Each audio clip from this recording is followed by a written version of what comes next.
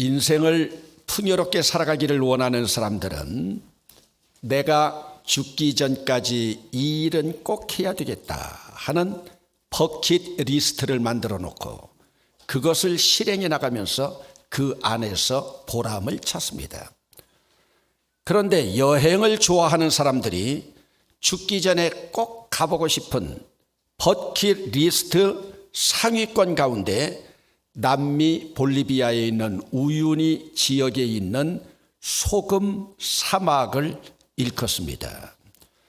볼리비아는 자체가 고산 지역에 있는데 그 고산 지역에서도 3,600m 해발 그 지역에 소금 사막이 있다. 좀 우리에게 생소하지 않습니까? 그런데 여러분, 고도 3,600m에서 바라보는 지평선과 그 일몰이 그 경관이 얼마나 아름다운지 여행자들을 미치게 한대요. 황홀하게 한대요.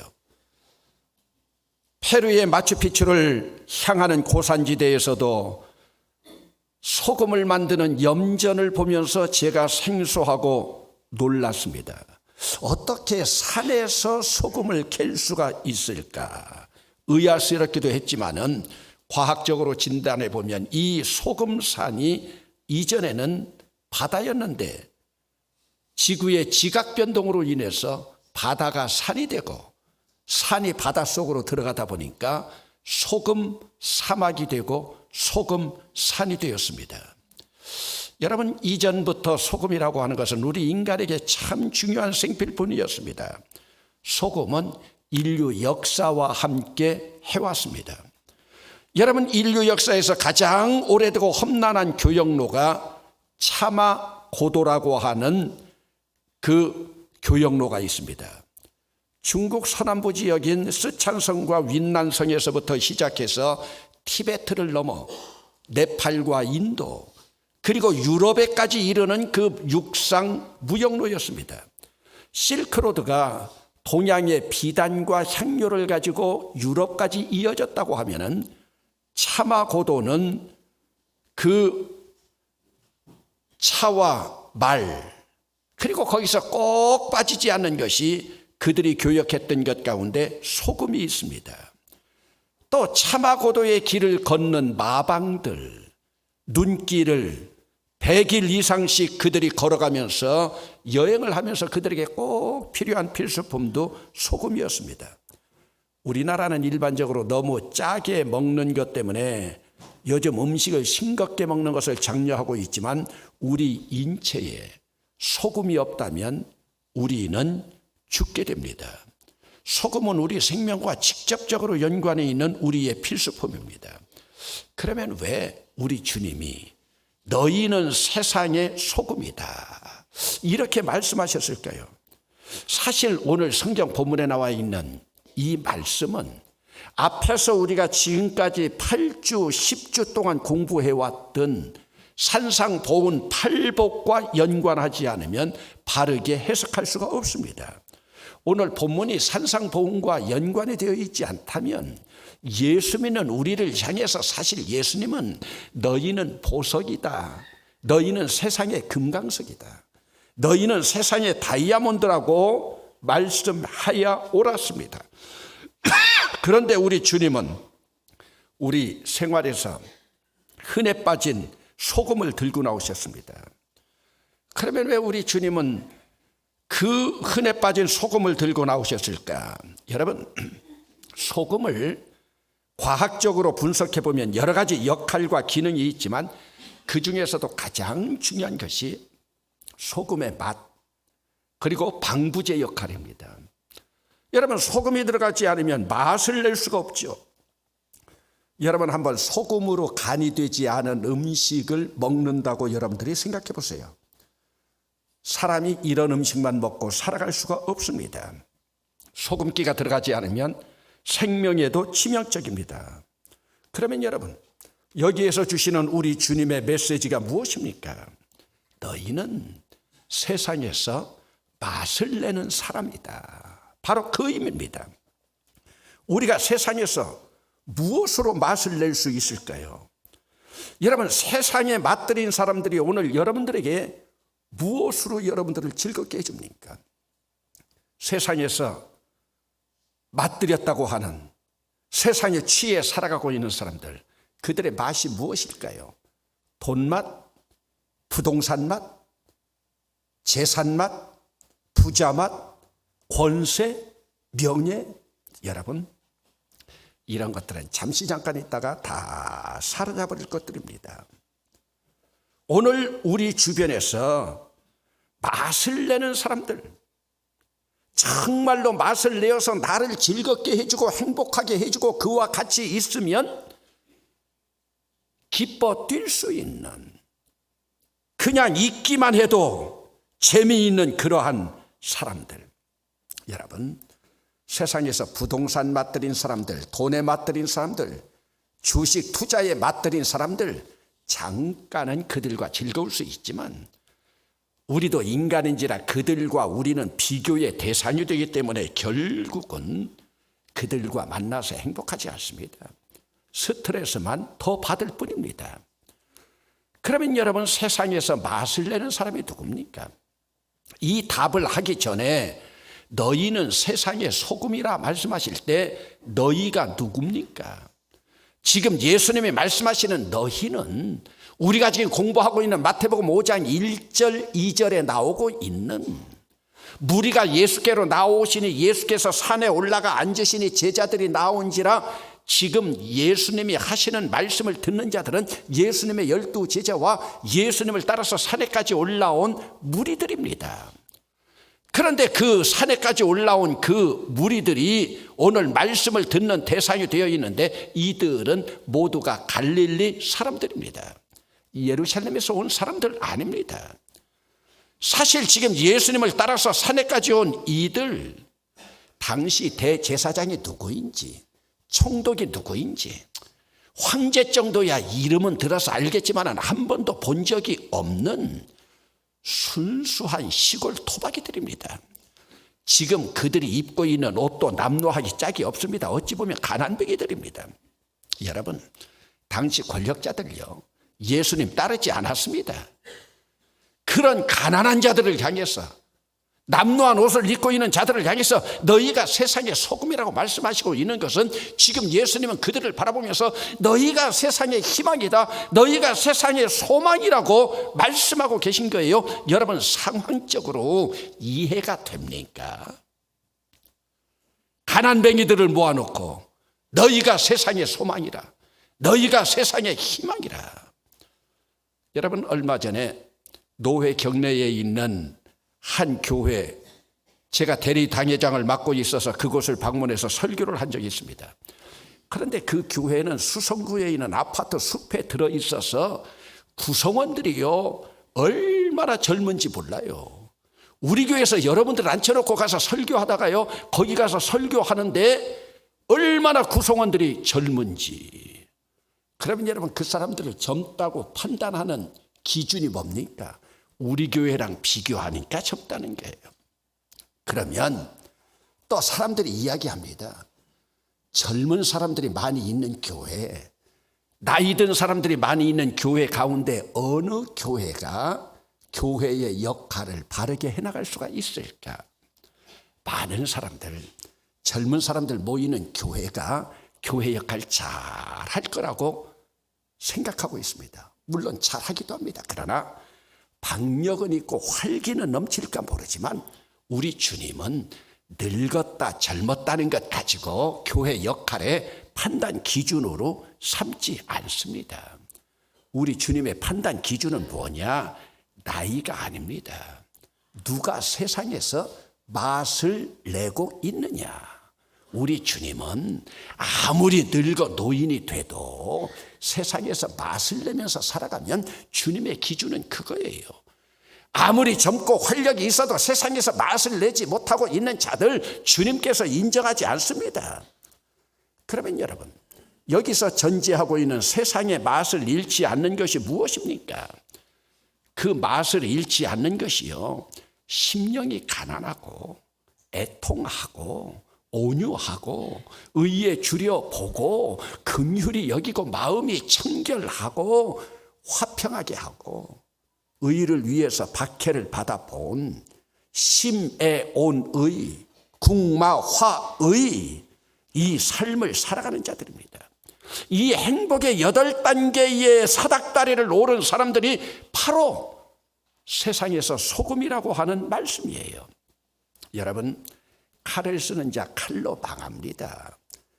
칼로 십자가틀을 세워놓고 예수를 죽인 로마 병정들, 대로마 제국 망했잖아요. 여러분, 권력을 휘둘렀던 대제사장, 총독, 황제들 세상에서 이름도 없이 사라졌습니다. 그러나 패배한 것 같던 십자가에서 죽으시고 갈릴리 사역을 하셨던 예수님은 지금도 살아 계셔서 부활의 주님으로 우리를 인도하고 계신 줄로 믿습니다. 그리고 갈릴리에서 부활하신 주님을 만나고 세상에서 소금으로 살았던 사람들, 오늘도 주님 나라에서 어린 양 예수 그리스도의 혼인잔치에서 복락을 누릴 줄로 믿습니다. 그러면 여러분, 오늘 우리들이 어떻게 세상에서 맛을 잃지 않고 소금이 될 수 있을까? 행복의 팔복산에 올라서 8단계의 사닥다리를 올랐다면 이제는 내가 이 복을 누리는지, 마카리오스, 이 복을 누리는지 나 자신을 돌아봐야 됩니다. 그러기 위해서는 무엇을 돌아봐야 되느냐? 내 삶을 돌아봐야 됩니다.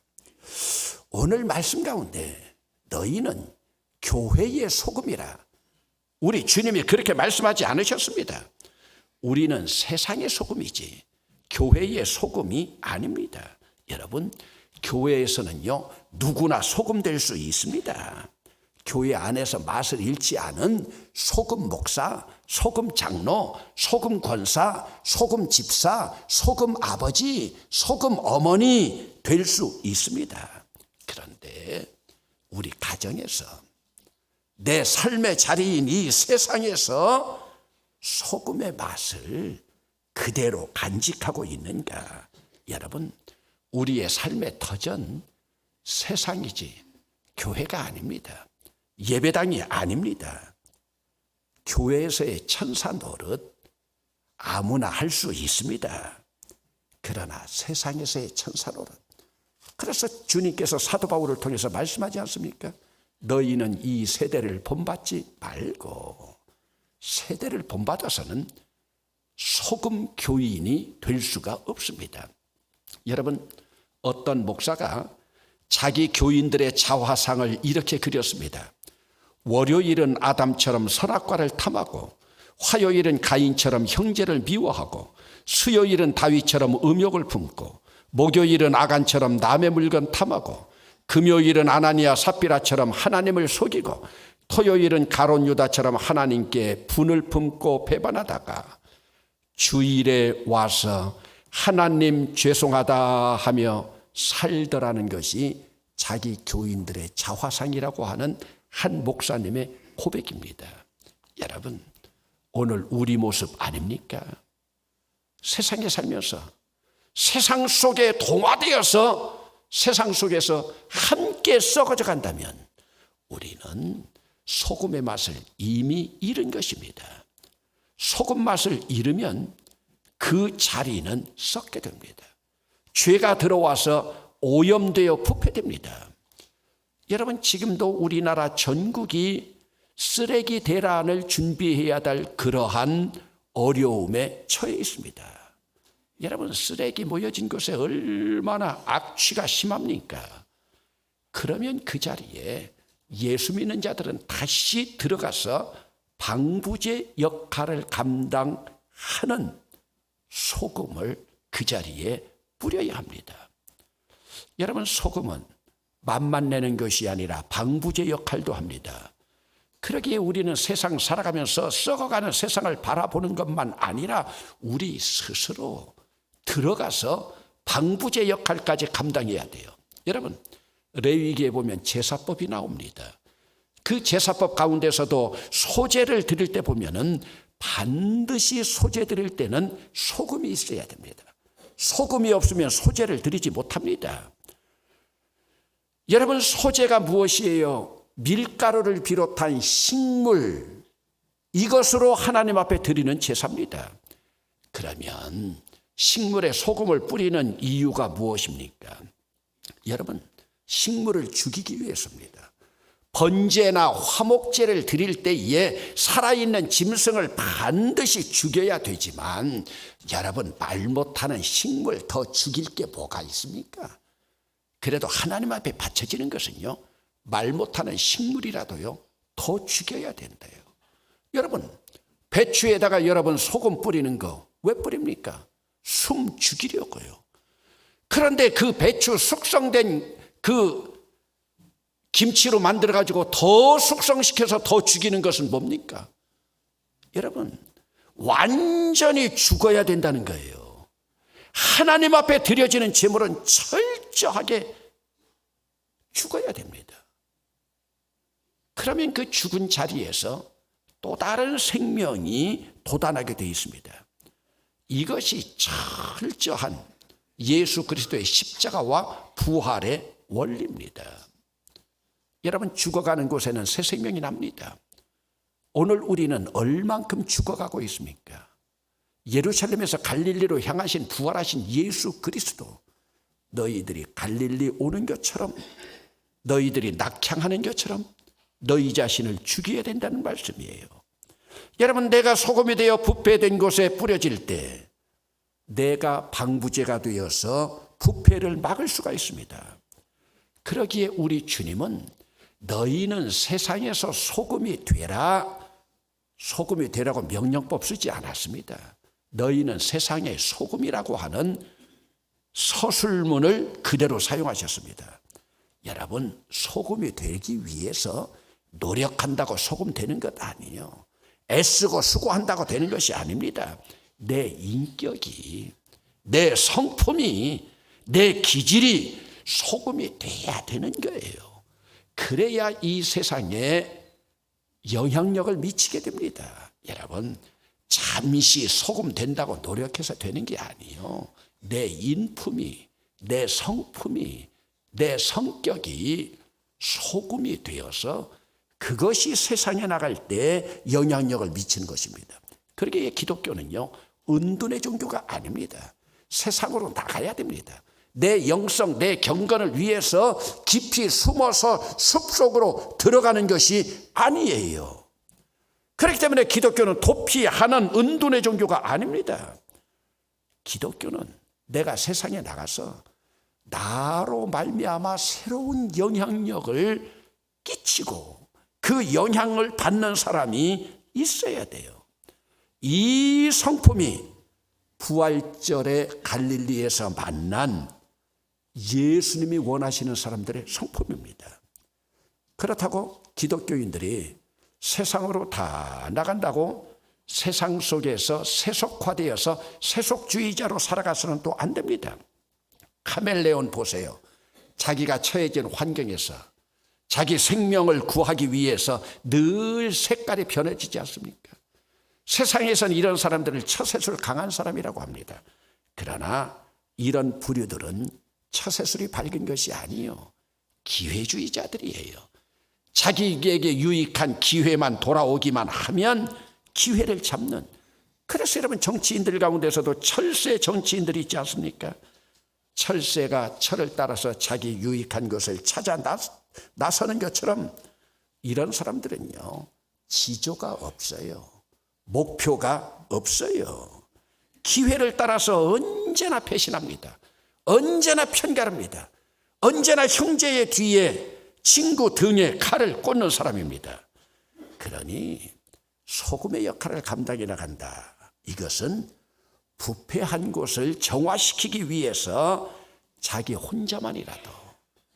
혼자만이라도 의로운 길을 걸어갑니다. 여러분, 고려의 마지막 충신이었던 정몽주, 지조를 지키기 위해서 유명한 말 남기지 않았습니까? 임향한 일편단심이야. 오늘 우리가 예수님을 향한 일편단심이 있는가? 여러분, 사륙신 가운데에서 성산문이 뭐라고 죽으면서 외칩니까? 독이야 청청하리라. 나 홀로만이라도 어두워진 세상 속에서 푸른색을 띠면서 독이야 청청하리라. 여러분, 오늘 여러분들은 예수님을 향해서 예수님 향한 일편단심으로 외롭고 힘든 길이지만 독이야 청청 소금의 길을 걸어가고 있습니까? 여러분, 이전에 제 아내가 시어머니를 모시고 살 때 보면요, 종종 시어머니하고 며느리하고 다퉈요. 다투는 내용은 주로 한 가지예요. 뭐에 대한 것이냐? 위생에 대한 겁니다. 제 아내 주장이에요. 냉장고에 넣어두었던 밥이라도 쉬었다는 말이에요. 제 어머니요, 냉장고에 넣어두었으니 쉬지 않았다는 주장이에요. 그리고 또 하나는 제 아내는 쉰 밥이니 먹어선 안 된다는 말씀이에요. 제 어머니요, 쉰 밥이라도 헹궈 먹으면 된다는 거예요. 누가 옳고 누가 잘못입니까? 옳고 잘못이 없어요. 위생적으로 보면 쉰 밥 먹지 않아야 돼요. 그러나 가난을 경험한 경험적으로 보면 헹궈서라도 먹어야 돼요. 지금까지 제 어머니하고 제 아내가 싸워서 제 아내가 한 번도 이긴 적이 없습니다. 그러나 제 아내는 헹궈서 밥은 절대로 먹지 않았습니다. 여러분, 아무리 냉장고 성능이 좋아도 음식을 오래 넣어두면 상하기 마련입니다. 부패하기 마련입니다.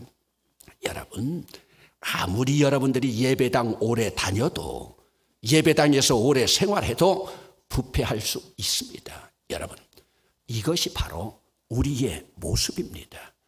우리는 냉장고를 너무 믿습니다. 우리는 교회를 너무 믿습니다. 우리는 예배당을 너무 믿습니다. 그러기에 냉장고에 있는 음식이 상하지 않았는지 점검을 해야 되는데, 예배당에 다니는 것만으로 만족하고 우리 자신을 점검하지 않습니다. 이것이 바리새인입니다.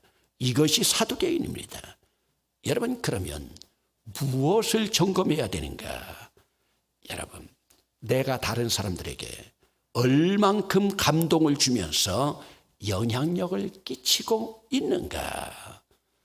여러분들이 신앙인으로 맛을 잃지 않았는가? 신앙인으로 말을 잃지 않은 사람들은요, 연세가 높아도요, 그런 사람들은 매력적입니다. 영어로 매력을 어트랙티브라고 합니다. 어트랙티브가 뭡니까? 매력적인 사람은 어트랙트는요, 끌어들인다는 뜻이에요. 사람을 끌어들입니다. 재미있게 합니다. 오늘 여러분 주변에 건전한 사람들을 끌어들이고 있습니까? 그러면 여러분 지금도 맛을 잃지 않은 것입니다. 아무리 예배당에 오래 다녀도 다른 사람에게 감동을 주지 못하고 세상에서 소금 역할을 할 수 없다. 그러면 하나님 앞에 기쁨의 자녀가 아닙니다.